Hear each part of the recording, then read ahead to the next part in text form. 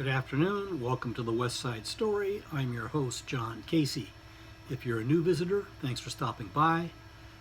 Please consider subscribing. And if you're a returning visitor or a new visitor, please click the like button. And please feel free to make comments. They're always welcome.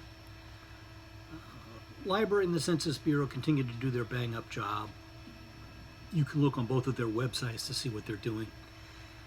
Nothing new or exciting out of the police report in the arrest log. Unfortunately, kind of more of the same.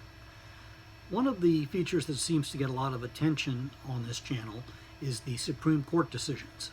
So we're going to do another one today. I'm going to talk about the Dred Scott decision. Formally, that is known as Dred Scott versus John F.A. Sanford. It's a decision reached by the court March 6, 1857. And it is roundly described as the worst decision ever made by the Supreme Court. A little bit of background: Dred Scott was a slave. He was owned by a fellow named Emerson, who routinely took Scott to free states and free territories. And the law at the time was once free, always free. So Scott gets back to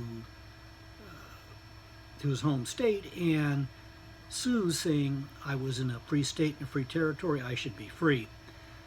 We were never taught this in school, but this was actually one of several hundred lawsuits addressing this issue. We were taught it was an anomaly. No, there was at least a couple of hundred. In any case, in 1852, the Missouri let me back up a step.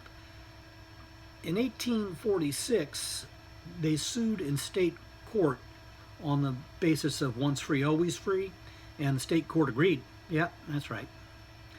In 1852, the Missouri State Supreme Court issued a ruling invalidating once free, always free, which threw away a 40-plus year doctrine and put a lot of people in a bad place. Then it got up to the Supreme Court, as I say, in 57. And the decision was written by Chief Justice Brooke. And as I said previously, it's roundly considered to be one of the worst decisions the Supreme Court's ever made. The logic at best is convoluted. Reading it today, you have to wonder if maybe the man had a little early dementia or Alzheimer's, and he clearly wanted slavery to continue. You can't read the decision without saying that. He even went as far to say that while some of the states may actually declare slaves free, that the federal government maintained the right to say they weren't. And he was declaring for the federal government that slaves, even freed slaves, could not be U.S. citizens ever.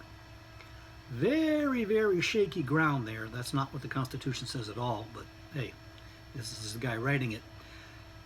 And the point there is that if you're not an American citizen, you can't sue in federal. At that time, you couldn't sue in federal court or the Supreme Court. So, first of all, he went on the jurisdiction tangent. But then he also went on to say that slaves would never be citizens, which, why would you allow somebody to buy their freedom if it didn't make them a citizen?